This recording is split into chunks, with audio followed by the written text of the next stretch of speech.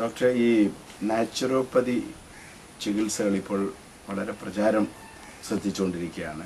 എന്താണ് നിങ്ങൾ ഇതുകൊണ്ട് ഉദ്ദേശിക്കുന്നത്? ഇപ്പോൾ വളരെയധികം ആളുകൾ ഈ പ്രകൃതി ജീവനത്തിലേക്ക് വരുന്നു. പ്രകൃതി ചികിത്സ എന്ന് പോലും പറയുന്നില്ല, പ്രകൃതി ജീവനത്തിലേക്ക് വരുന്നു. അപ്പോൾ ഞാനത് ഒരു ഒരു കമ്പാരിസന് വേണ്ടിയിട്ട് പറയാം. ഇപ്പൊ കൃഷിയുടെ കാര്യത്തിൽ ആളുകൾ ആദ്യം രാസവളങ്ങൾ ഉപയോഗിച്ചുകൊണ്ട് ഒരു കൃഷിക്ക് പ്രാധാന്യം കൊടുത്തിരുന്നു അല്ലേ. ഇപ്പോൾ സസ്യങ്ങളുടെ സംരക്ഷണം കുറേ രാസവളങ്ങൾ ഇടുക, അങ്ങനെയുള്ള രീതിയായിരുന്നു. പക്ഷെ വളരെ പെട്ടെന്ന് തന്നെ ആളുകൾ അത് തിരിച്ചറിഞ്ഞ് ജൈവ കൃഷിയിലേക്ക് തിരിഞ്ഞു. അതുപോലെ തന്നെ മനുഷ്യനും മനുഷ്യന്റെ സംരക്ഷണത്തിന്, അവന്റെ ആരോഗ്യ സംരക്ഷണത്തിന് ജൈവ രീതി തന്നെയാണ് നല്ലതെന്നുള്ളൊരു തിരിച്ചറിവ് ഉണ്ടായിട്ടുണ്ട്. അതായത് പ്രകൃതിയിലെ വസ്തുക്കൾ ഉപയോഗിച്ചുള്ള ഒരു ജീവിത രീതി, പ്രകൃതിയിലെ ഭക്ഷണം, നല്ല വായു, നല്ല വെള്ളം, ശരിയായ വിസർജനം, വിശ്രമം, ഇതൊക്കെയാണ് ആരോഗ്യത്തിന് വളരെ വേണ്ടപ്പെട്ട ഒരു കാര്യം. ഈ ഒരു തിരിച്ചറിവാണ് ഇപ്പോൾ കൂടുതൽ പേര് ഇതിനകത്തേക്ക് കൊണ്ടുവരുന്നത്. രോഗം വന്നാൽ ആശുപത്രിയിൽ പോകണം, മരുന്ന് കഴിക്കണം എന്നുള്ളതാണ്, എന്നാലേ രോഗം മാറൂ എന്നുള്ളതാണ് പൊതുവെ മനുഷ്യന്റെ ഒരു കൺസെപ്റ്റ്. അതിനെക്കുറിച്ച് ഡോക്ടർ എന്താ പറയുക? ഇത് വൈദ്യന്മാര് ഉണ്ടാക്കി വെച്ചിട്ടുള്ള ഒരു കാര്യമാണ്. കാരണം ഇപ്പൊ വൈദ്യന്മാർക്ക് രോഗികളെ കിട്ടണം, ആശുപത്രികൾക്ക് രോഗികൾ ഉണ്ടാകണം. അപ്പൊ ഒരു ചെറിയ രോഗം വന്നാൽ പോലും ഹോസ്പിറ്റലിൽ ഡിപ്പെൻഡ് ചെയ്യണമെന്ന് അവര് പറഞ്ഞ് ഇങ്ങനെ കൂടുതൽ ആളുകളിലേക്ക് കമ്മ്യൂണിക്കേറ്റ് ചെയ്തിട്ടുണ്ട്. അപ്പൊ ഒരു ജലദോഷം വന്നാൽ അത് വെച്ചുകൊണ്ടിരിക്കുന്നത് വലിയ വലിയ രോഗമാണ് എന്ന് പറഞ്ഞിട്ടുണ്ട്. സത്യത്തിൽ പല രോഗങ്ങൾക്കും ഒരു ചികിത്സയും ആവശ്യമില്ല. ബോഡി തന്നെ അത് സെൽഫ് ഹീലിംഗ് ചെയ്യുന്നുണ്ട്. ജലദോഷം വന്നാൽ തന്നെ മാറുന്നുണ്ട്, പനി വന്നാൽ തന്നെ മാറുന്നുണ്ട്.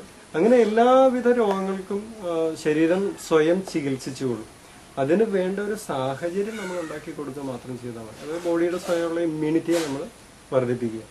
അപ്പൊ അങ്ങനെ ആ ഇമ്മ്യൂണിറ്റി കൂടുന്നതിന് വേണ്ടിയിട്ട് നമ്മൾ ജീവിതത്തിന്റെ സാഹചര്യങ്ങൾ മാറ്റണം. പൊള്യൂഷൻസ് ഉണ്ടെങ്കിൽ അത് മാറ്റണം, അമിത ഭക്ഷണം ഉണ്ടെങ്കിൽ അത് മാറ്റണം, പോഷണങ്ങൾ ശരിയായിട്ട് നമ്മൾ കൊടുക്കണം, കുടിക്കുന്ന വെള്ളം ശുദ്ധമായിരിക്കണം, വായു ശുദ്ധമായിരിക്കണം, വിശ്രമിക്കാനുള്ള ഒരു സാഹചര്യം രോഗിക്ക് വേണം. ഇതൊക്കെ പ്രധാനപ്പെട്ട ഘടകങ്ങളാണ്. അങ്ങനെയെങ്കിൽ നമുക്ക് ഏത് രോഗത്തെയും നമുക്ക് സ്വയം മാറുന്നതിന് വേണ്ടിയിട്ട് നമുക്ക് അത് രോഗിയെ വിട്ടുകൊടുക്കാൻ പറ്റും. ഒരു മെഡിസിനും ആവശ്യമില്ല.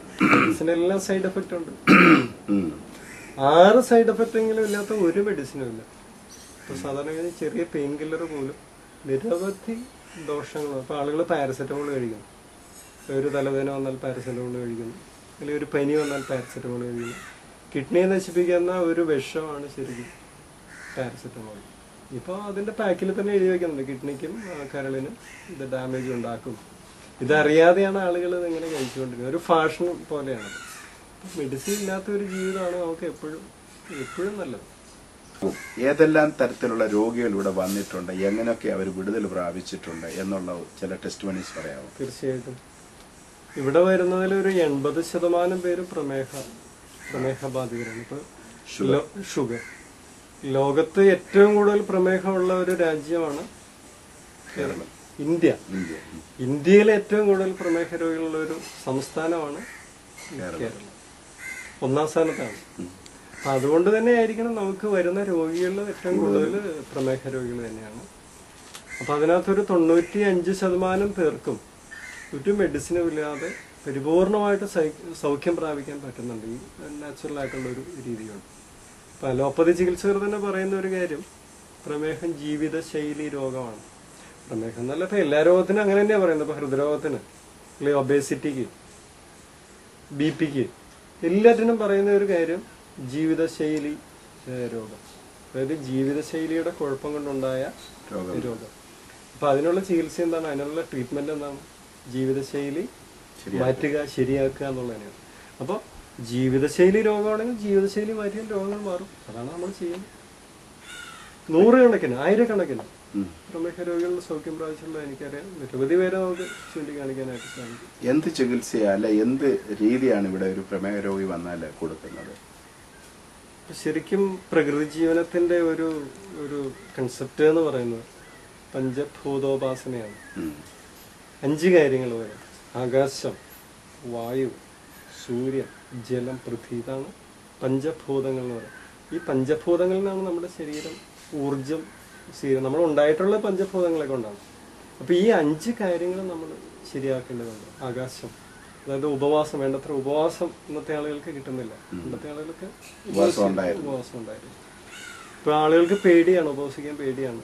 ഇപ്പൊ ഒരു നേരം ഭക്ഷണം കഴിച്ചതിന് പ്രശ്നമാകുമോ എന്നൊക്കെ വിചാരിക്കുന്നുണ്ട്. അപ്പൊ ഉപവാസ സമയത്ത് ശരിക്കും നല്ല വിശ്രമം കിട്ടുന്നു, വേണ്ടത്ര വിശ്രമം കിട്ടും. അപ്പൊ ഭക്ഷണം ഉപേക്ഷിച്ച് പരിപൂർണമായിട്ട് അല്ലെങ്കിൽ ലൈറ്റ് ഫുഡെങ്കിലും ആക്കുക എന്നുള്ളതാണ്. ഇപ്പൊ ഡ്രിങ്ക്സ് കഴിച്ചുകൊണ്ട് ഉപവസിക്കാം, രുചികരമായിട്ടുള്ള ജ്യൂസുകൾ കഴിച്ചുകൊണ്ട് ഉപവസിക്കാം, 3 ജ്യൂസുകൾ മാത്രമായിട്ട് അത് തന്നെ നല്ല എഫക്റ്റ് ഉണ്ട്. അപ്പോൾ ഈ ഉപവാസം, ഇപ്പൊ ഈ കോസ്മിക് എനർജി ശരിയാണ് നന്നായിട്ട് യൂസ് ചെയ്യുന്ന ഈ ഉപവാസ സമയത്ത് കോസ്മിക് എനർജി, അതാണ് ആകാശോപാസന എന്ന് പറയുന്നത്. ആകാശം, പിന്നെ നമ്മൾ വായു, ശുദ്ധമായ വായു വേണ്ടത്ര ഉൾക്കൊള്ളുക. ഇപ്പൊ കാട്ടിൽ നിന്നാണ് നമ്മൾ മനുഷ്യൻ വന്നിട്ടുള്ളത്, കാട്ടിൽ നിന്ന് അല്ലെ, കാട്ടുജീവിയായിരുന്നു. അവിടെ ഇഷ്ടംപോലെ സസ്യങ്ങൾ ഉണ്ടായിരുന്നു, സസ്യങ്ങളുടെ ഇടയിൽ തന്നെയാണ് മനുഷ്യൻ ജീവിച്ചിരുന്നത്. ഏറുമാടത്തിലൊക്കെ ജീവിച്ച, മരത്തിന്റെ മുകളിലൊക്കെ ജീവിച്ച കഥകളൊക്കെ നമുക്കറിയാം. പക്ഷെ ഇന്നത്തെ ആളുകൾ ജീവിക്കുന്നത് കോൺക്രീറ്റ് കാടുകളിലാണ്, ഒരു സസ്യം പോലും ഇല്ല, സസ്യങ്ങളില്ലാത്ത പ്രദേശത്താണ് ആളുകൾ ജീവിക്കുന്നത്. ഇപ്പൊ എറണാകുളം പോലുള്ള മെട്രോപൊളിറ്റൻ സിറ്റികളിൽ നോക്കിയാൽ 1,00,000 പേർക്ക് ഒരു മരം പോലും ഇല്ല. മരങ്ങളിൽ നിന്നാണ് ഇഷ്ടംപോലെ നമുക്ക് ഓക്സിജൻ കിട്ടുന്നത്. അപ്പൊ ഓക്സിജന്റെ ഒരു ഡെഫിഷ്യൻസി പ്രധാനപ്പെട്ട ഒരു ആരോഗ്യ പ്രശ്നം ഉണ്ടാക്കുന്നുണ്ട്. അപ്പോൾ വേണ്ടത്ര ശുദ്ധമായ മനുഷ്യന് കിട്ടിയേ തീരും. അതില്ലാത്തിടത്തോളം കാലം അവൻ്റെ ആരോഗ്യം ക്ഷയിക്കും. അപ്പോൾ നമ്മൾ ഒരു രോഗിക്ക് ഉപവാസം ആവശ്യമാണെങ്കിൽ ഉപവാസം കൊടുക്കുന്നു. ശുദ്ധവായു, ഇപ്പം ഇവിടെ തന്നെ നമുക്കറിയാം എത്ര ശുദ്ധവായ നമ്മൾ ഇങ്ങനെ തഴി പോകുന്നത്. ശുദ്ധമായ വായു, അതിനിപ്പോൾ യോഗ എന്നുള്ള പേരിൽ ഇപ്പോൾ ഏത് രൂപത്തിൽ വേണമെങ്കിലും, പ്രാണായാമം, അത് ഏത് രൂപത്തിൽ വേണമെങ്കിലും നമുക്ക് പറയാം. ഇപ്പോൾ ശുദ്ധമായ വായു പ്രധാനപ്പെട്ടതാണ്. സൂര്യോപാസന, സൂര്യപ്രകാശത്തിൽ നിന്നും ശരീരം എനർജി സ്വീകരിക്കുന്നു. സൂര്യപ്രകാശം നമ്മൾ ഉൾക്കൊള്ളണം. ദേഹത്ത് ഇപ്പൊ നമ്മളൊക്കെ വെൽ ഡ്രസ്ഡ് ആണ്, ഒരല്പം ദേഹം മാത്രമേ പുറത്ത് കാണുന്നുള്ളൂ. നമ്മുടെ ശരീരമാസകലം വേണ്ടത്ര സൂര്യപ്രകാശം വേണം, കിട്ടണം. അതിപ്പോ ചൂട് കൂടിയ പ്രകാശം അല്ല നമ്മൾ ഉദ്ദേശിക്കുന്നത്, ഇളം വെയിലാണ് ഉദ്ദേശിക്കുന്നത്. ഇളം വെയിൽ കൊണ്ടാൽ ഇളവനും കിളവനാകുന്നത്, അല്ലെങ്കിൽ നേരെ തിരിച്ചും പറയും, കിളവന് ഇളവനാകുന്ന പറയും. അതായത് ഇളവനും കിളവനാകുന്ന പറഞ്ഞാൽ ചെറിയ ആളും കിളവനാകുന്നവരെ ജീവിക്കാനുള്ള ഒരു സാഹചര്യം ഉണ്ടാകും എന്നാണ്. പോക്കുവെയിൽ കൊണ്ടാൽ പൊന്നുപോലെ ആകുമെന്ന് പറയുന്നത് അല്ലേ. അതൊക്കെ നമ്മുടെ ത്വക്കിന് വളരെ നല്ലതാണ്. ഇപ്പൊ ഒരു സസ്യത്തിന് സൂര്യപ്രകാശം കിട്ടിയില്ലെങ്കിൽ അതിന്റെ ആരോഗ്യം എങ്ങനെ ക്ഷയിക്കുന്നു, അതുപോലെ തന്നെ നമുക്കും സൂര്യപ്രകാശം വളരെ ആവശ്യമാണ്. അപ്പൊ വേണ്ടത്ര സൂര്യപ്രകാശം കൊള്ള ഇന്നത്തെ സാഹചര്യത്തിൽ സൂര്യപ്രകാശം നമുക്ക് കിട്ടുന്നില്ല. രാവിലെ ഓഫീസിലേക്ക് പോകുന്നു, AC റൂമിലിരിക്കുന്നു, വൈകിട്ട് പുറത്തേക്ക് ഇറങ്ങുന്നു. സൂര്യൻ അസ്തമിച്ചതിന് ശേഷമാണ് പലപ്പോഴും ഇപ്പൊ വെളിച്ചം എന്ന് പറയുന്ന പലരും കാണുന്ന ഈ പിന്നെ എന്താണ് ഇലക്ട്രിക് ലൈറ്റുകൾ മാത്രമാണ് പലർക്കും കിട്ടുന്നത്. അപ്പം സൂര്യപ്രകാശം നമുക്ക് വേണം. വൈറ്റമിൻ D പ്രൊഡക്ഷൻ നടക്കണമെങ്കിൽ സൂര്യപ്രകാശം വേണം. അപ്പോൾ വേണ്ടത്ര സൂര്യപ്രകാശം നമ്മൾ രോഗിക്ക് കൊടുക്കുന്നു. ആകാശോപാസന, വായുോപാസന, സൂര്യോപാസന, അടുത്ത് ജലോപാസന, ശുദ്ധജലം, ജീവജലം. ഇന്നത്തെ ആളുകൾക്ക് കിട്ടുന്ന എന്ത് ജലം? ക്ലോറിൻ ജലം കിട്ടുന്നു. പച്ചവെള്ളം കുടിക്കാൻ പേടിയുമാണ് എല്ലാവർക്കും. പച്ചവെള്ളത്തിൽ രോഗാണുക്കളുണ്ട്, എല്ലാ ജീവികളും പച്ചവെള്ളം കുടിക്കുന്നത്, മനുഷ്യൻ മാത്രമേ ചൂടാക്കി വെള്ളം കുടിക്കുന്നത് അല്ല. ഒരു ജീവിയും തിളപ്പിച്ചാറിയ വെള്ളം ചൂടുവെള്ളം കുടിക്കുന്നില്ല, മനുഷ്യൻ ചൂടുവെള്ളം മാത്രം കുടിക്കുന്നു. രോഗാണുക്കളെ പേടിച്ചിട്ടാണ്. രോഗാണുക്കൾ പേടിക്കേണ്ടി വരും. നമ്മുടെ ഇമ്മ്യൂണിറ്റി തീരെ കുറഞ്ഞു പോയതുകൊണ്ടാണ്. ഒരല്പം രോഗാണു ഉള്ളിൽ ചെന്നാൽ അത് അവിടെ അസുഖം ഉണ്ടാകും. ഇമ്മ്യൂണിറ്റി ഈ രീതിയിലേക്ക് വരുമ്പോൾ ഇമ്മ്യൂണിറ്റി ഡെവലപ്പ് ചെയ്യും. അപ്പോൾ ഏത് വെള്ളം കുടിച്ചാലും പ്രശ്നമില്ലാത്ത ഒരു അവസ്ഥയിലേക്ക് വരും. ശുദ്ധമായ ജലം കുടിക്കാനും കുളിക്കാനും.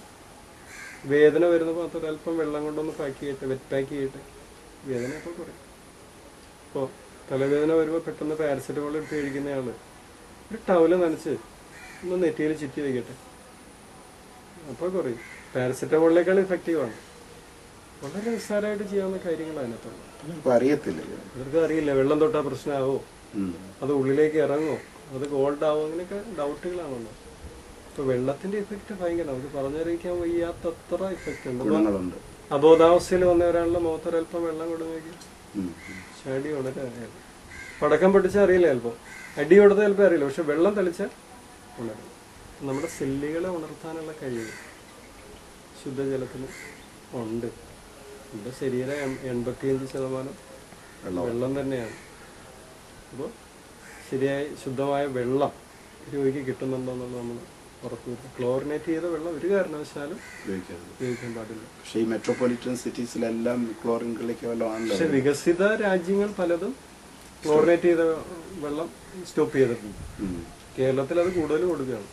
ബ്ലീച്ചിങ് ഏജന്റ് ആണല്ലോ, ബ്ലീച്ചിങ് ഏജന്റ് ആണ്. അത് നമുക്ക് ഒഴിവാക്കിയേ പറ്റും. ഇപ്പോൾ അൾസർ ഉണ്ടാകാൻ, ക്യാൻസറിന് ഉണ്ടാകാൻ അതൊക്കെ ഈ ക്ലോറിൻ ഒരു പ്രധാന കാരണമാണ്. അത് ഒഴിവാക്കുക. നമ്മളിപ്പോൾ ജലോപാസന പറഞ്ഞ അടുത്ത് പൃഥ്വോപാസന എന്ന് പറയും. പൃഥ്വി എന്ന് പറഞ്ഞാൽ മണ്ണ്, മണ്ണും മനുഷ്യനായിട്ടുള്ള ബന്ധം. മണ്ണിൽ നിന്നാണല്ലോ മനുഷ്യനെ ഉണ്ടാക്കിയിരിക്കുന്നത്. മണ്ണിൽ നിന്നാണ് എല്ലാം ഉണ്ടാകുന്നത്. മനുഷ്യനുണ്ടാകുന്ന സസ്യങ്ങളുണ്ടാകുന്നത്, സസ്യങ്ങള് വായു പ്രൊഡ്യൂസ് ചെയ്യുന്നു. ശരിക്കും നമ്മുടെ ഒരു അടിസ്ഥാനം മണ്ണാണ്. പക്ഷെ ഇന്നത്തെ മനുഷ്യന് മണ്ണുമായിട്ട് ഒരു ബന്ധമില്ല. മണ്ണ് ദൈവത്തെ അല്പം തൊട്ടാലത് വലിയ പ്രശ്നമാണ് കരുതുന്ന ആളുകൾ ഇന്നത്തെ സമൂഹത്തിൽ. കുട്ടികളെ മണ്ണിലിറക്കുന്നില്ല. അതുകൊണ്ടാണ് പ്രകൃതിയിൽ അവരുടെ ദേഹത്തോട് അല്പം മണ്ണ് വെച്ച് കൊടുക്കുന്നത്. ഉറങ്ങാത്തവർക്ക് അല്പം തലയിൽ മണ്ണ് വെച്ച് കൊടുക്കുന്നത്, മഡ് പാക്ക് ഒക്കെ ചെയ്യുന്നതിന്റെ ഭാഗമായിട്ടാണ്. കാരണം മണ്ണ് മാത്രം അപ്ലൈ ചെയ്തുകൊണ്ട് മാത്രം പ്രയോജനം ഉണ്ടാകുന്നില്ല. പ്രകൃതിയിൽസിക്ക് അങ്ങനെ ഒരു പേരുദോഷം ഉണ്ടോ എന്ന് എനിക്ക് സംശയമുണ്ട്. മണ്ണ് ചികിത്സ എന്ന് പറയുന്നുണ്ട്. അതിപ്പോൾ ഒരു രോഗിക്ക് നമ്മൾ ഉപവാസം കൊടുത്ത് ഒരാൾ ചിലപ്പോൾ നിരീക്ഷിക്കുന്നുണ്ടാവില്ല. അയാൾക്ക് ശുദ്ധജലം കൊടുത്ത് നിരീക്ഷിക്കുന്നുണ്ടാവില്ല. അല്ല ഭക്ഷണം നാച്ചുറൽ ആക്കിയത് അദ്ദേഹം നിരീക്ഷിക്കും. പക്ഷെ ഒരാളുടെ ദേഹത്തല്പം മണ്ണ് വെച്ചാൽ നമ്മൾ പെട്ടെന്ന് അത് മാത്രം ശ്രദ്ധിക്കും. അപ്പൊ ഇതാണ് പ്രകൃതിയിൽ എന്ന് തെറ്റിദ്ധരിക്കാനുള്ള ഒരു സാധ്യതയാണ്. അപ്പൊ നമ്മൾ ഈ പറഞ്ഞ 5 ഘടകങ്ങൾ ശരിയാകുമ്പോൾ എല്ലാ രോഗവും മാറും. പ്രമേഹവും മാറും, ക്യാൻസറും മാറും, BP മാറും. ഏതാ മാറാത്തത്? ഈ പ്രമേഹ രോഗികളാണ് ഇവിടെ കൂടുതൽ വന്നിട്ടുള്ളത്. മറ്റുള്ള ഏതെങ്കിലും രോഗികൾ വന്ന് സൗഖ്യമായതിനെ കുറിച്ച് പറയാം. ഹൃദ്രോഗം ഇപ്പോൾ എൻ്റെ ഒരു ചികിത്സയിൽ തന്നെ ഒരു 1000-ലധികം ഹൃദ്രോഗികൾ ബൈപ്പാസ് നിർവഹിച്ചിട്ടുള്ള 1000-ലധികം പേരുണ്ട്. ബൈപ്പാസ് ചെയ്യണമെന്ന് പറഞ്ഞത് പോലും ഈ ചികിത്സ കൊണ്ട് മാറുന്നുണ്ട്. തീർച്ചയായിട്ടും. ഇപ്പോൾ ഈ ആൻജിയോപ്ലാസ്റ്റി പോലുള്ള ചികിത്സകൾ കഴിഞ്ഞാൽ അടുത്ത 6 മാസം കഴിയുമ്പോഴത്തേക്കും വീണ്ടും അവർക്ക് ബ്ലോക്കുകൾ വരുന്ന നിരവധി കേസുകളുണ്ട്. അതായത് ജീവിതശൈലി മാറാതെ വെറുതെ ഒരു മെക്കാനിക്കൽ കറക്ഷൻ മാത്രം വരുത്തിക്കൊണ്ട് കാര്യമില്ല. ഒരു രോഗിക്ക് ബ്ലോക്ക് ഉണ്ടായി, ഹാർട്ട് അറ്റാക്ക് ഉണ്ടായി, അത് ജീവിതശൈലി ശരിയല്ലാത്തതുകൊണ്ടാണ് ഇത് ഉണ്ടായത്. അപ്പൊ അതൊരു കറക്ഷൻ വരുത്തി, ഇപ്പൊ ബ്ലോക്കിനെ മാറ്റി, പക്ഷെ വീണ്ടും അതേ ജീവിതശൈലിയെ തുടരണമെങ്കിൽ വീണ്ടും രോഗം വരില്ല. നമ്മളെന്താ ചെയ്യുന്നത്? അവർ ജീവിതശൈലിയെ മാറ്റുന്നു. ഇപ്പൊ കൊളസ്ട്രോൾ കൂടുതൽ, ഒരു പരിധി വിട്ട് കൊളസ്ട്രോൾ വന്നാൽ ബ്ലോക്കുകൾ ഉണ്ടാകാം. അപ്പൊ നമ്മുടെ നാച്ചുറൽ ആയിട്ടുള്ള ഒരു ഭക്ഷണം ത്തിലേക്ക് വരുമ്പോഴേക്കും കൊളസ്ട്രോൾ സ്വാഭാവികമായിട്ട് കുറയും. ഇവിടെ കൊടുക്കുന്ന ഭക്ഷണങ്ങളുടെ പ്രത്യേകത എന്തൊക്കെയാണ്? ഒന്ന്, നമ്മൾ 100% വെജിറ്റേറിയൻ ആയിട്ടുള്ള ഭക്ഷണമായിരിക്കും. മനുഷ്യൻ ഒരു വെജിറ്റേറിയൻ ആണ്. ഹെർബിയോറസ് ആണ് മനുഷ്യൻ. അവന്റെ ശാരീരിക ലക്ഷണങ്ങൾ വെച്ച് നോക്കി തന്നെ നമുക്ക് മനസ്സിലാകും. നമുക്ക് കൂർത്ത നഖങ്ങളില്ല. ഒരു മാംസവുക്കിന് കൂർത്ത നഖങ്ങളുണ്ട്. ഒരു മാംസവുക്ക് വെള്ളം കുടിക്കുന്ന രീതി നോക്കിയാൽ നമുക്കറിയാൻ പറ്റും. സ്വഭാവം, ഇതൊക്കെ നമുക്ക് നിരീക്ഷിക്കാവുന്നതാണ്. ഇതെല്ലാം വെച്ച് നോക്കുമ്പോൾ പൊതുവെ മനുഷ്യൻ സസ്യഭോജി ആണ്. അപ്പം സസ്യഭക്ഷണത്തിലേക്ക് തിരിയുമ്പോൾ തന്നെ രോഗങ്ങൾ നല്ല പരിധി വരെ, രോഗാവസ്ഥയിൽ തന്നെയെങ്കിലും എന്താണെങ്കിലും നമ്മളത് വെജിറ്റേറിയൻ ആകണം. മഞ്ഞപ്പിത്തം വന്ന എല്ലാവരും വെജിറ്റേറിയൻ ആകുന്നുണ്ട്. അപ്പൊ ആ ഒരു തിരിച്ചറിവുണ്ട്. എല്ലാ മതങ്ങളും നോമ്പുകൾ പറയുന്നുണ്ട്. ഇതൊക്കെ പൂർവികർക്ക് തന്നെ അറിയാമായിരുന്നു. ക്ഷേത്രാചാരമൊക്കെ ആയിട്ട് ബന്ധപ്പെട്ടും ഈ പറഞ്ഞ വെജിറ്റേറിയനിസം വരുന്നുണ്ട്. ക്രിസ്ത്യാനികളോടാണെങ്കിലും കുറച്ചു കാലത്തേക്ക് നോൺ വെജ് ഒക്കെ ഉപയോഗിച്ച് വെജിറ്റേറിയൻ ആകാൻ പറയുന്നുണ്ട് നോമ്പ് കാലം. ഇത് നല്ല ഭക്ഷണമാണെങ്കിൽ ഇത് ഇഷ്ടംപോലെ ആ സമയത്ത് കഴിക്കും. കാരണം ഇത് ആന്തരിക ശുദ്ധി നശിപ്പിക്കും എന്നുള്ളത് ഉണ്ടാകും. ഒരു ജന്തു വിസർജിക്കുന്നുണ്ട്, മൂത്രം ഒഴിക്കുന്നുണ്ട്, അതിന് വിയർപ്പുണ്ട്, മലമുണ്ട്. അപ്പൊ ആ ജന്തുവിന്റെ ദേഹത്ത് ഇതിന്റെ അംശം എന്തായാലും ഉണ്ട്. പക്ഷെ ഒരു സസ്യം മൂത്രം ഒഴിക്കുന്നില്ല, അത് വിസർജിക്കുന്നില്ല. അപ്പൊ ശുദ്ധമാണ് അത്. ഒരു ഗ്ലാസ് കരിക്കും വെള്ളത്തിൽ എന്താ അശുദ്ധിയുള്ളത്? ഒരു പഴത്തിൽ എന്താ അശുദ്ധിയുള്ളത്? ഒരു പഴം ചീഞ്ഞു കഴിഞ്ഞാൽ നമുക്ക് സഹിക്കാവുന്ന ഗന്ധം മാത്രമേ ഉള്ളൂ. അതേസമയം ഒരു കഷ്ണം മാംസം ചീഞ്ഞാൽ, ഒരു മുട്ട ചീഞ്ഞാൽ, അപ്പൊ അത്രയും അശുദ്ധി നമ്മുടെ ഉള്ളിൽ ഉണ്ടാക്കും ഈ സംഗതി. ഇപ്പൊ ഒരു രോഗിയെ സംബന്ധിച്ചിടത്തോളം നമ്മൾ സ്വാഭാവികമായിട്ടും പറഞ്ഞ വെജിറ്റേറിയൻ ഫുഡിലേക്ക് തിരിയണം. അപ്പോഴേ അതിൻ്റെ രക്തം ശുദ്ധമാകുള്ളൂ, അതിൻ്റെ ശരീരം ശുദ്ധമാകുള്ളൂ. അതുപോലെ തന്നെ മനസ്സും, നമ്മൾ കഴിക്കുന്ന ഭക്ഷണം നമ്മുടെ മനസ്സിനെ കൂടെ ശുദ്ധമാക്കും. ശുദ്ധമല്ലാത്ത ഒരു മനസ്സിൽ രോഗങ്ങൾ പോയില്ല.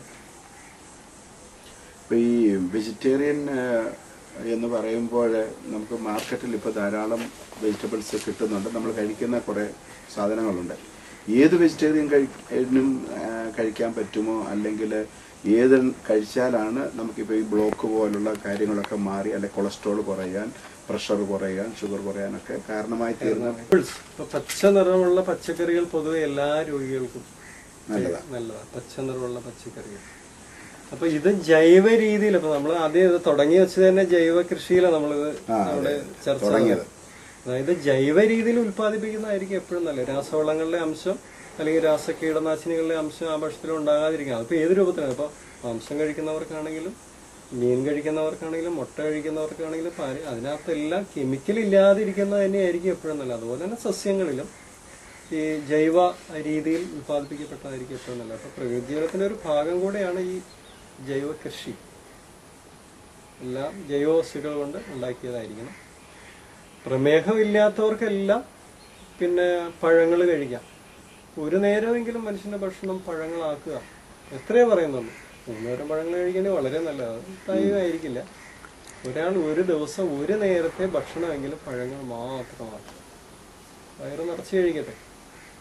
രാത്രിയാവണമെങ്കിൽ വളരെ നല്ലത്. കാരണം രാത്രി നമ്മുടെ വയറ് കൈലിയായിട്ട് വേണം നമ്മൾ ഉറങ്ങാൻ പോകാൻ വേണ്ടി. ഇതിപ്പോ അതല്ല അവസ്ഥ. പൊറോട്ട ഇപ്പൊ എല്ലാവർക്കും തിരിച്ചറിയാം. മൈദ വളരെ മോശപ്പെട്ട ഒരു സാധനമാണെന്ന് ഇപ്പൊ എല്ലാവർക്കും തന്നെ അറിയാം. കാരണം ഗോതമ്പിൽ നിന്ന് ഉത്പാദിപ്പിക്കുന്നതാണ് മൈദ എങ്കിൽ പോലും മൈദയിൽ നിരവധി അലക്സോൻ എന്ന് പറയുന്ന കെമിക്കൽ ചേർക്കുന്നുണ്ട്. ഇത് പ്രമേഹം ഉണ്ടാക്കുന്ന ഒരു സാധനമാണ് ഈ ഒരു കെമിക്കൽ. ഇത് മൈദയിൽ ചേർക്കുന്ന അത് രുചി കൂട്ടാനും അതുപോലെ അതൊരു പ്രിസർവേറ്റീവ്സ് ആയിട്ടാണ് ചേർക്കുന്നത്. ഇത് കഴിക്കുന്നവരെല്ലാം നമ്മുടെ പാൻക്രിയാസ് ക്ഷീണിച്ചു പോകാനുള്ള സാധ്യതയുണ്ട്. ബീറ്റാ സെല്ലുകളെ നശിപ്പിക്കുന്നു എന്നുള്ളതാണ്. മൃഗങ്ങളിൽ പ്രമേഹം ഉണ്ടാക്കാൻ പരീക്ഷിക്കുന്ന ഒരു രാസവസ്തു ഈ അലക്സോൺ എന്ന് പറയുന്നത്. എലികളിൽ അലക്സോൺ കുത്തിവെച്ചാൽ അത് പെട്ടെന്ന് പ്രമേഹ രോഗിയാവും. എന്നിട്ടാണ് മെഡിസിൻ പരീക്ഷിക്കുന്നത്, ഇഫക്റ്റീവ് ആണോ, ഇതിന്റെ ഡോസ് പരീക്ഷിക്കുന്നത് അങ്ങനെയാണ്. ആ കെമിക്കലാണ് നമ്മുടെ മൈദയിൽ ധാരാളമായിട്ട് ചേർക്കുന്നത്. മനുഷ്യന് ഇത് കഴിക്കുന്നതോടുകൂടി പ്രമേഹ രോഗിയാകും ഉറപ്പാണ്. അതുകൊണ്ടാണ് കേരളത്തിൽ പണ്ട് പ്രമേഹ രോഗികൾ അധികം ഉണ്ടായിരുന്നില്ല. ഈ മൈദയുടെ ഉപയോഗം കൂടിയതിനു ശേഷം പ്രമേഹ രോഗികളുടെ എണ്ണം കൂടി. മൈദയുടെ ഉപയോഗം, ബേക്കറി വസ്തുക്കളുടെ ഉപയോഗം, ടിൻ ഫുഡ്സ്, പാക്ക് ചെയ്ത ഐറ്റംസ്, ബേക്കറി കടകളുടെ എണ്ണം കൂടി. ഇതെല്ലാം കൂടിയതുപോലെ തന്നെ മെഡിക്കൽ ഷോപ്പുകളുടെ എണ്ണം കൂടി. ഹോസ്പിറ്റലുകളൊക്കെ ഇങ്ങനെ തഴച്ചു വളരുകയാണ്. കാരണം അത്രമാത്രം രോഗികളുണ്ട്. അപ്പോൾ ഈ പറഞ്ഞ നമ്മുടെ ഒരു നേരമെങ്കിലും ഫ്രൂട്ട്സ് കഴിക്കുന്ന ഒരവസ്ഥ വരികയാണെങ്കിൽ തന്നെ നമ്മുടെ കേരളത്തിലെ രോഗികളുടെ എണ്ണം വളരെ കുറയും. മെഡിക്കൽ ഷോപ്പിൽ ചെലവ് കുറയും. അതുകൊണ്ട് തന്നെ ഒരു പക്ഷേ ഇത് പ്രോത്സാഹിപ്പിക്കാൻ പരോക്ഷമായിട്ട് പലരും തയ്യാറാകുന്നില്ല. അതൊരു സത്യം തന്നെയാണ്. കാരണം ഇപ്പൊ ഹോസ്പിറ്റലുകളുടെ ആവശ്യമുള്ള രോഗികൾ കൂടുക എന്നുള്ളത് തന്നെയാണ്. ഒരു ഡോക്ടറുടെ ആവശ്യം രോഗികൾ കൂടുക. അപ്പോൾ ഒരു ഡോക്ടർ പ്രഭാതത്തിൽ പ്രാർത്ഥിക്കുന്ന എന്തായിരിക്കും? ഇന്ന് എൻ്റെ ക്ലിനിക്കിന് മുന്നിൽ ഒരു നീണ്ട ക്യൂ ഉണ്ടാകട്ടെ എന്ന് ആഗ്രഹിക്കുന്നുള്ളൂ.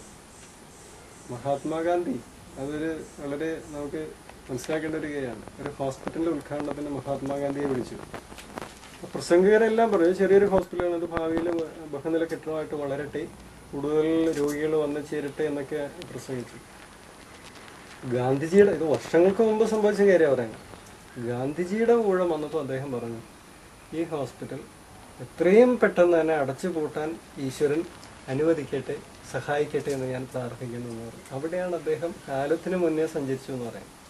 കാരണം ഒരു ഹോസ്പിറ്റൽ എന്താ ഉദ്ദേശിക്കുന്നത്? രോഗികളെ കൂട്ടുക എന്നുള്ളതല്ല, രോഗികളെ കുറയ്ക്കുക ഇതാണ്. അപ്പോൾ ഇന്ത്യയിൽ ഗാന്ധിജിയാണ് പ്രകൃതി ചികിത്സയ്ക്ക് നല്ല ഒരു പ്രചാരം കൊടുത്ത വ്യക്തി. അദ്ദേഹം സ്വന്തം ജീവിതം തന്നെ പ്രകൃതി ചികിത്സയ്ക്ക് വേണ്ടിയിട്ട് നീക്കിവെച്ചു. കുടുംബാംഗങ്ങളെ ചികിത്സിച്ചു, സുഹൃത്തുക്കളെ ചികിത്സിച്ചു, കുഷ്ഠരോഗികളെ വരെ ചികിത്സിച്ചു വർഷങ്ങൾക്ക് മുമ്പ്.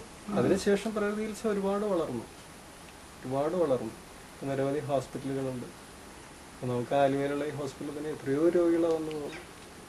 കേരളത്തിലിപ്പോൾ മുഖ്യമന്ത്രി ആയിരുന്ന ഇപ്പോഴത്തെ പ്രതിപക്ഷ നേതാവ്, ഞാൻ ഡോക്ടർ ജോഷിയും അദ്ദേഹത്തിൻ്റെ ഡയറ്റ് ഞങ്ങളാണ് പറഞ്ഞു കൊടുക്കുന്നത്. ഇപ്പോഴും അദ്ദേഹം 89 വയസ്സിൽ ഹെൽത്തിയാണ്. വെജിറ്റേറിയൻ ഫുഡാണ്. അദ്ദേഹം മറ്റു മരുന്നൊന്നും കഴിക്കുന്നില്ല, കാര്യമായ ഒരു മരുന്നുമില്ല, നല്ല ഹെൽത്തിയാണ് ആള്. അങ്ങനെ ഒരുപാട് പേരുണ്ട്. ഇപ്പോൾ ചികിത്സിച്ചിട്ടുള്ളവർ നിരവധി പേരാണ്. ഇപ്പോൾ ഇവിടെ വന്ന് ചികിത്സയില്ലാത്ത ഞാൻ പറഞ്ഞപ്പോൾ നമുക്ക് ഏറ്റവും മുഖ്യനായിട്ടുള്ള ആളിപ്പോൾ പ്രതിപക്ഷ നേതാവ് VS അച്യുതാനന്ദൻ. സിനിമാ താരങ്ങൾ എത്രയോ പേരെ വന്നിട്ടുണ്ട്. മിക്കവാറും ഒബേസിറ്റി. അർച്ചന കവി ഒബേസിറ്റി ഉണ്ടായിട്ടില്ല, ഒന്ന് ഫ്രഷ് ആകാൻ വേണ്ടിയിട്ട് വന്നതാണ്. സിനിമാ താരം അർച്ചന കവി, ആസിഫ് അലി, അരുൺ, ചെറുപ്പക്കാരും വരുന്നുണ്ട് ഇതിനകത്ത്. പ്രായമുള്ളവർക്ക് ഇപ്പൊ സാധാരണ ആളുകളുടെ ഒരു ധാരണയാണ് ഇത് പ്രായമുള്ളവർക്ക് മാത്രമുള്ള ഒരു രീതിയാണ്. അല്ല, കുഞ്ഞുങ്ങൾക്കും യുവാക്കൾക്കും വൃദ്ധർക്കും ഒക്കെ ഇത് നല്ലത് തന്നെയാണ്. രോഗം വന്നിട്ട് ചികിത്സിക്കുന്നതിനേക്കാൾ നല്ലതാണ് രോഗം വരാതിരിക്കാൻ.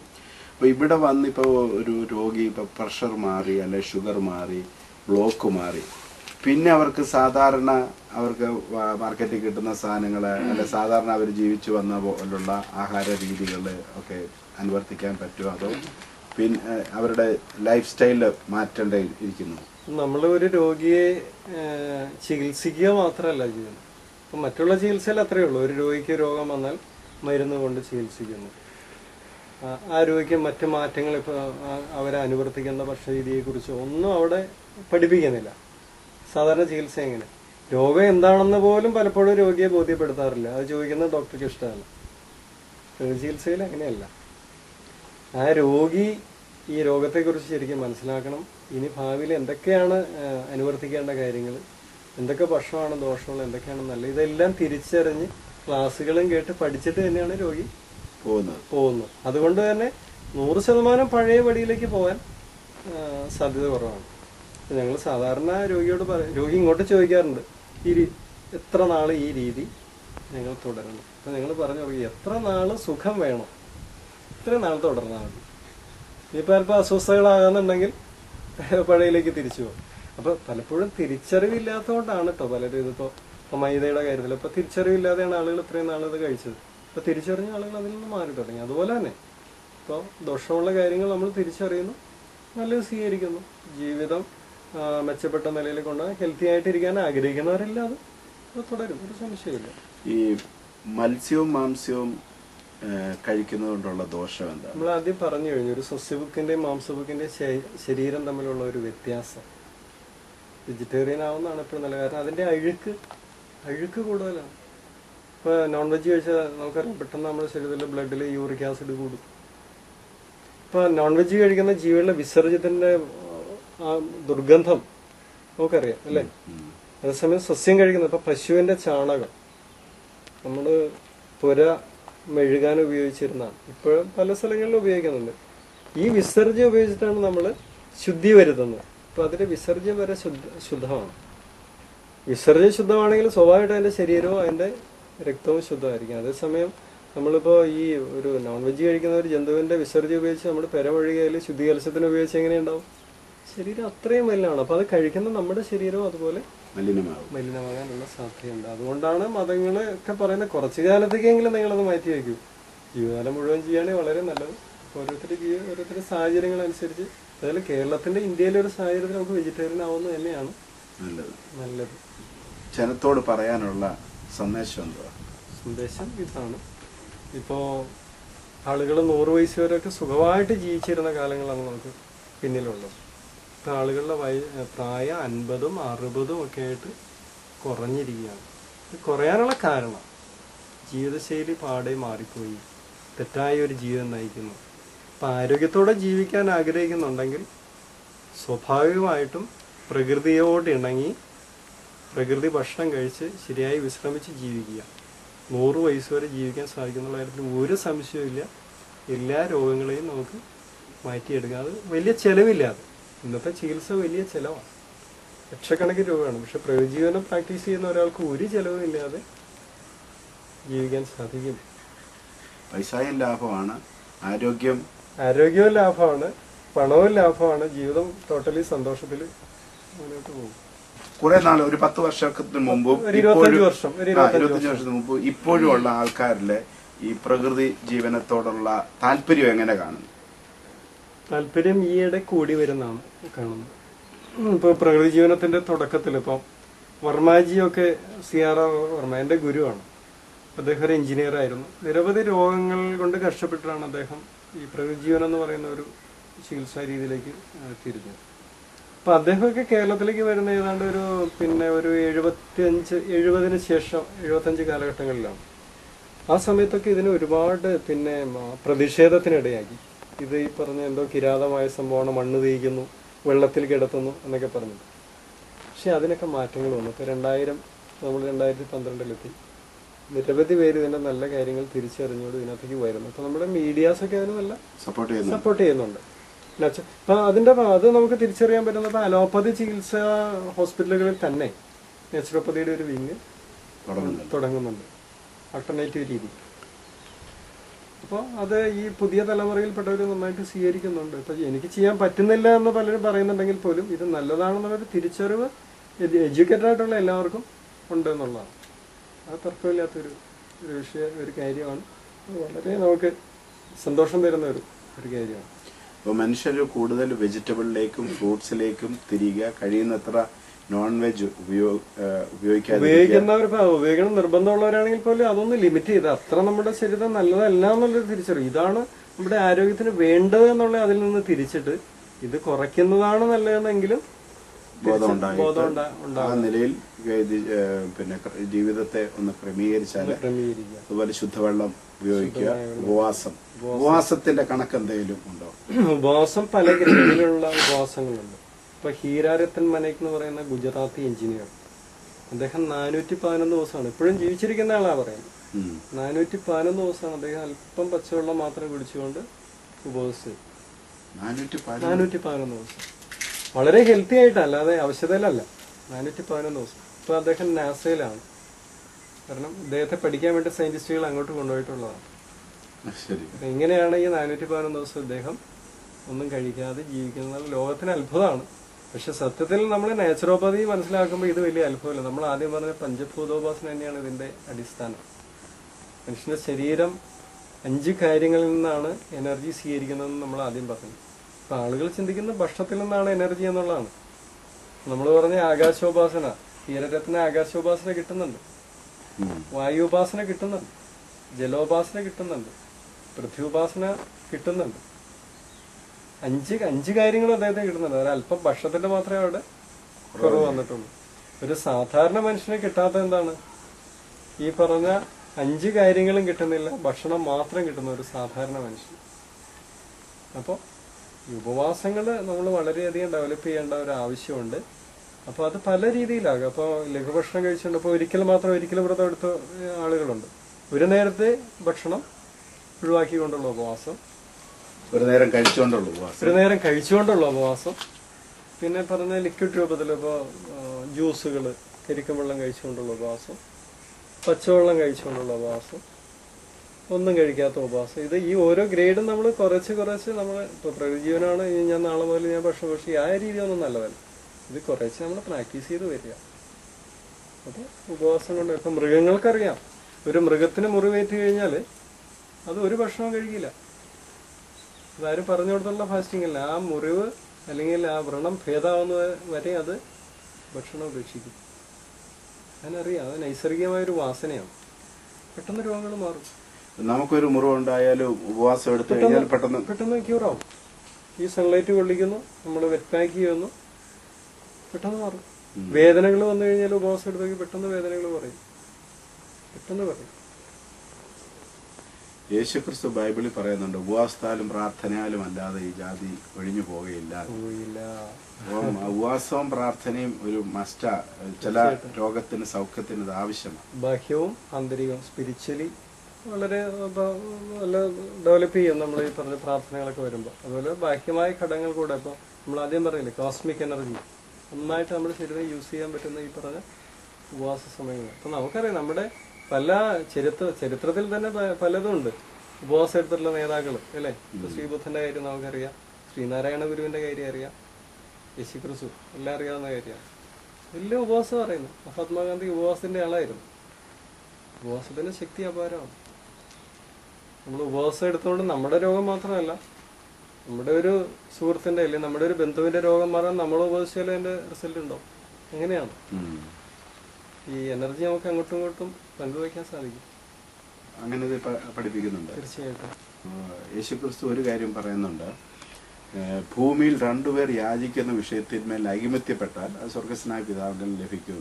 അപ്പൊ അതിന്റെ ഒരു കൺസെപ്റ്റ് ഇതിനകത്ത് വരുന്നുണ്ട്. ഈ ഐക്യതയോടുകൂടി ഒരു വിഷയത്തിന് വേണ്ടി ആഗ്രഹിച്ചു കഴിഞ്ഞാൽ അത് തീർച്ചയായിട്ടും നടക്കും എന്നുള്ളത് തന്നെയാണ് എൻ്റെ അനുഭവം, എൻ്റെ വിശ്വാസവും അത് തന്നെയാണ്. കൂട്ടത്തോടെ ആഗ്രഹിക്കുന്നു, കൂട്ടത്തോടെ പ്രാർത്ഥിക്കുന്നു. അതുകൊണ്ടാണ് പ്രാർത്ഥനയ്ക്കൊക്കെ നമ്മൾ കൂട്ടം ചേരുന്നത്. ഇപ്പോൾ ഓരോരുത്തരും ഓരോ സ്ഥലങ്ങളിൽ ഇരുന്ന് പ്രാർത്ഥിച്ചാൽ റിസൾട്ട് കിട്ടില്ലേ? കിട്ടും. പക്ഷെ ചേരുമ്പോൾ അതിന് കുറച്ചുകൂടെ ശക്തി ഉണ്ടാവും. ഇത് എത്ര നാളായി ഞാൻ പ്രകൃതിജീവനത്തിലേക്ക് വന്നിട്ട് ഇപ്പോൾ 22 വർഷം. ഇതുവരെ യാതൊരു മരുന്നും കഴിക്കുകയോ രോഗം വരുകയോ ചെയ്തിട്ടുണ്ട്? 22 വയസ്സ് വരെ ഞാൻ പിന്നെ മെഡിസിനൊക്കെ കഴിച്ചിരുന്നു. കാരണം എനിക്ക് അറിയില്ലായിരുന്നു. അതിനുശേഷം വളരെ യാദൃശ്യമായിട്ടാണ് ഈ പ്രകൃതിജീവനത്തിന്റെ ക്ലാസ്, പുസ്തകങ്ങളൊക്കെ ഇങ്ങനെ ഞാൻ ആരോഗ്യത്തെക്കുറിച്ചുള്ള ഒരു അന്വേഷണത്തിലായിരുന്നു. ഞാൻ എന്തുകൊണ്ടാണ് ഇങ്ങനെ രോഗങ്ങൾ വരുന്നത്. അതുപോലെ ഞാൻ കമ്പയർ ചെയ്യാറുണ്ട്. അനിമൽസിന് വലിയ രോഗങ്ങളൊന്നും ഇല്ലല്ലോ.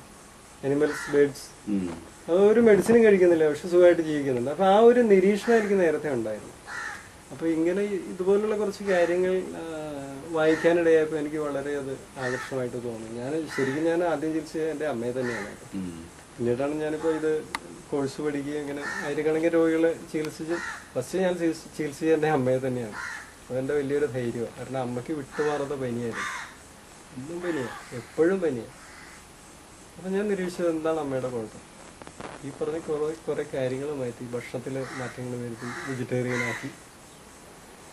പിന്നെ അമ്മയ്ക്ക് ഇങ്ങനെ ആവശ്യമില്ലാതെ ചായ, കാപ്പി കൂടെ കുടിക്കുന്ന ഒരു പരിപാടി ഉണ്ടായിരുന്നു. ചായയിലും കാപ്പിയിലും ടോക്സിൻ ഉണ്ടല്ലോ. അപ്പൊ ഈ ടോക്സിസിറ്റി ഒന്ന് മാനേജ് ചെയ്യാനാണ് ബോഡി ഇടയ്ക്ക് ടെമ്പറേച്ചറിന് വന്ന് കിട്ടും. അപ്പൊ ഞാൻ അമ്മോട് പറഞ്ഞു ഈ ചായ അങ്ങ് സ്റ്റോപ്പ് ചെയ്ത് നോക്കാം. നമുക്ക് വേറെ ഒബ്ജക്ഷൻ ഒന്നും ഉണ്ടായിരുന്നില്ല. ചായയും കാപ്പിയും നിർത്തി വെജിറ്റേറിയൻ ആയി. അത്യാവശ്യത്തിന് മാത്രം ഭക്ഷണം കഴിച്ചത്. അമ്മയുടെ പനി പോയ വഴി കണ്ടില്ല, ഒരു കുഴപ്പമില്ല. ഇപ്പൊ 80 വയസ്സിന്റെ അടുക്കുണ്ടാവും, സുഖമായിട്ട് ജീവിച്ചിരിക്കും. ഞാനിപ്പോ ആ ചികിത്സ, പനി ചികിത്സ തുടരായിരുന്നു. ഇപ്പൊ പണ്ടേ അമ്മ കിഡ്നി രോഗിയോ അല്ലെങ്കിൽ മറ്റെന്തെങ്കിലും രോഗിയായി മാറിയത്. അപ്പോൾ ഇത് വളരെ എഫക്റ്റീവാണ്. അപ്പൊ എനിക്ക് 2 കുട്ടികളുണ്ട്. അപ്പം മോൾക്ക് 6 വയസ്സുണ്ട്, അവന് 3 വയസ്സുണ്ട്. ഒരു മെഡിസിൻ ഇല്ലാതെ അവർ വളർത്തുമായിരുന്നു. ഇന്നുവരെ ഹോസ്പിറ്റലിൽ കൊണ്ടുള്ള ഒരു വാക്സിനേഷൻ കൊടുത്തിട്ടില്ല. ഞാൻ പറഞ്ഞല്ലോ, കേരളത്തിൽ ഇപ്പോൾ ആയിരക്കണക്കിന് കുട്ടികളുണ്ട്. വാക്സിനേഷൻ ഒന്നും ആവശ്യമില്ല. ഒക്കെ അന്ധവിശ്വാസങ്ങളാണ്. പക്ഷെ അന്നേരം നമ്മൾ അവരുടെ ഭക്ഷണത്തിലും മാറ്റങ്ങൾ വരുത്തി. പഞ്ചസാര കൊടുക്കുന്നില്ല, ബേക്കറി കടയിൽ നിന്നുള്ള സാധനങ്ങളൊന്നുമല്ല നമ്മൾ വാങ്ങിച്ചത്. അതുപോലെ ഭക്ഷണത്തിൽ നമ്മൾ മാറ്റങ്ങൾ വരുത്തണം. ഫ്രൂട്ട്സും വെജിറ്റബിൾസും. ഈ വെജിറ്റബിൾസ് കൂടുതലും നമ്മൾ കൃഷി ചെയ്യുന്ന ജൈവ കൃഷിയിൽ ഉണ്ടാക്കുന്നതാണെങ്കിൽ വളരെ നന്നായിരിക്കും. ഇനി നന്നായിട്ട് കഴിവ് ഉപയോഗിക്കാൻ ശ്രമിക്കുക. അതിനകത്ത് തന്നെ നമ്മളൊരു തെരഞ്ഞെടുപ്പ് നടത്തുക. എല്ലാ പച്ചക്കറിയും നമ്മൾ ഉപയോഗിക്കുക എന്നുള്ളതിനേക്കാൾ ഉപരി നമ്മുടെ ചുറ്റുപാടും. അപ്പോൾ നമ്മുടെ ചുറ്റുപാട് വാഴയ്ക്ക ഉണ്ടാകുന്നുണ്ട്, അല്ലെങ്കിൽ ഇപ്പോൾ ചക്ക ഉണ്ടാകുന്നുണ്ട്, മാങ്ങ ഉണ്ടാകുന്നുണ്ട്, ചേമ്പ് ഉണ്ടാകുന്നുണ്ട്, പപ്പായ ഉപയോഗിക്കേണ്ട ഒരു കീടനാശിനി ഇല്ലാണ്ട് ഉണ്ടാകുന്ന ഒരു സാധനം പപ്പായ നല്ല ഒരു പച്ചക്കറിയാണ്. പഴമായിട്ട് നമുക്കത് ഉപയോഗിക്കാം. ചുറ്റുപാടും നമുക്ക് വലിയ ചെലവില്ലാതെ ഉണ്ടാകുന്ന നിരവധി ഈ വസ്തുക്കളുണ്ട്. അതിനെ നമ്മൾ പ്രോത്സാഹിപ്പിക്കുക, അതിനെ കൃഷി ചെയ്യുക, അത് ഉപയോഗിക്കുക. നമുക്കൊരു ധാരണയുണ്ട് വലിയ വില കൊടുത്ത് വാങ്ങുന്നതാണ് ഏറ്റവും മികച്ചത് നല്ലത്. അത് തെറ്റായ ഒരു ധാരണയാണ്. വലിയ വില കൊടുക്കുന്നതോടെ അതിനകത്ത് കൂടുതൽ പ്രിസർവേറ്റീവ്സും കെമിക്കൽസും ഒക്കെ വരാനുള്ള. നമുക്ക് അത്യാവശ്യം ഇപ്പൊ നമ്മുടെ ഭക്ഷണ രീതിയിൽ മാറ്റം വരുത്താൻ പ്രത്യേകിച്ച് ശ്രദ്ധിക്കേണ്ട, ഇപ്പൊ നമ്മൾ ഈ പറഞ്ഞ മാർക്കറ്റിൽ പോയി വാങ്ങിക്കാതെ നമ്മുടെ പുരയിടത്തിലുള്ള ഇപ്പൊ പപ്പായ പറഞ്ഞു, ചക്ക പറഞ്ഞു, അങ്ങനെയുള്ള ചില ഐറ്റംസ് പറയാം എന്തൊക്കെ ഉപയോഗിക്കണം. അപ്പൊ നമുക്ക് ഓരോ സീസണിലും ഉണ്ടാകുന്ന ഈ ഫലങ്ങളാണ് നമുക്ക് ഏറ്റവും നല്ലതായിട്ട് ഇരിക്കുക. ഇപ്പൊ നമ്മുടെ എല്ലാ കാലത്തും ഉണ്ടാകുന്ന സാധനമാണ് നമ്മൾ ഈ പറഞ്ഞ പപ്പായയും വാഴക്കയും. വാഴക്കായ കറി വയ്ക്കാനും വാഴപ്പഴം പഴമായിട്ട് ഉപയോഗിക്കാം. അപ്പോൾ ഓരോ സീസണിലും ഉണ്ടാകുന്നത് നമ്മൾ പരമാവധി പ്രയോജനപ്പെടുത്തുക എന്നുള്ളത്. ചക്കയുള്ള കാലത്ത് ഇഷ്ടംപോലെ ചക്ക. ഇപ്പം പ്രമേഹമുള്ളവർക്ക് പഴം അത്ര നല്ലതല്ല. അത് ഉണ്ടാവുന്ന കാലത്തെല്ലാം നമ്മൾ പരമാവധി പ്രയോജനം. ചക്ക ഉള്ളപ്പോഴാണെങ്കിൽ ഒരു നേരത്തെ ഭക്ഷണം നമുക്ക് ചക്കപ്പഴം മാത്രമാക്കാം, അല്ലെങ്കിൽ ചക്ക പുഴുങ്ങിയതാക്കാം ഒരു നേരത്തെ ഭക്ഷണം. എല്ലാ നേരം ചോറ് കഴിക്കുന്നത് നമ്മൾ വാശി പിടിക്കേണ്ട കാര്യമൊന്നുമില്ല. വീട്ടിൽ പപ്പായ ഉണ്ടെങ്കിൽ ഒരു നേരത്തെ പഴങ്ങൾ പപ്പായ പഴമാക്കാം. അപ്പോൾ അതാണ് പറയുന്നത്, ഇന്ന ഫുഡെന്നല്ല, ഓരോ സീസണിലും നമുക്ക് അവൈലബിൾ ആയിട്ടുള്ള സാധനങ്ങൾ നമ്മൾ നമ്മുടെ ആഹാരമാക്കുക. കാട്ടിൽ ജീവിച്ചപ്പോൾ അങ്ങനെയായിരുന്നു ആളുകൾ.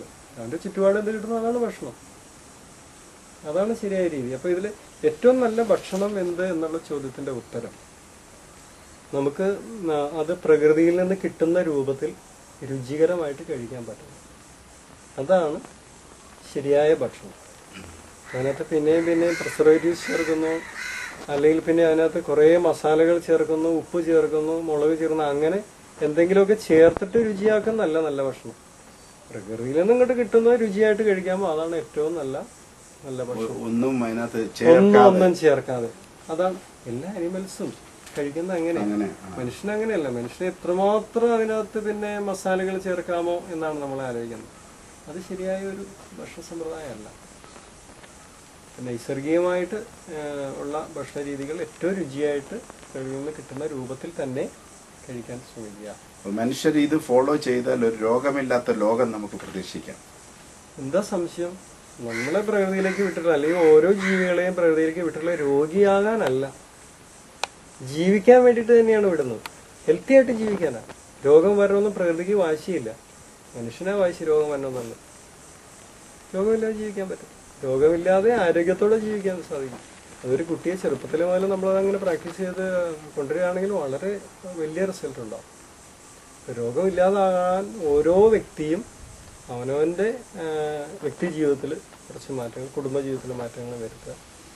വീട്ടമ്മ ഇതിന് നല്ലൊരു എഫേർട്ട് എടുക്കുന്ന ഒരു ആവശ്യമുണ്ട്. കാരണം പാചകം, ഇപ്പോൾ എൻ്റെ ഗുരു പറയുമായിരുന്നു, നമ്മുടെ ഒരു വീട് തന്നെയായിരിക്കണം നമ്മുടെ ആശുപത്രി, അവിടുത്തെ ഡോക്ടർ അവിടുത്തെ വീട്ടമ്മയായിരിക്കണം എന്ന് പറയുമായിരുന്നു. അതായത് വീട്ടമ്മ വെച്ച് കൊടുക്കുന്ന സംഗതികളാണ് ആ വീട്ടിലുള്ള അംഗങ്ങൾ കഴിക്കുന്നത്. അപ്പോൾ വീട്ടമ്മയ്ക്ക് അതിനെക്കുറിച്ചുള്ള അവയർനെസ് ഉണ്ടായിരിക്കണം.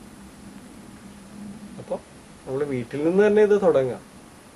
എല്ലാറ്റിനും ഹോസ്പിറ്റലിലേക്ക് ഓടുന്ന ഒരു പ്രവണത നമുക്ക് മാറ്റിയെടുത്തേ പറ്റും. ഇത്രത്തോളം സമയം വിലയേറിയ കാര്യങ്ങൾ പറഞ്ഞു തന്നതിന് നന്ദി. വളരെ സന്തോഷം. ദൈവം അനുഗ്രഹിക്കട്ടെ. അനേകർക്ക് ആശ്വാസമാകാൻ.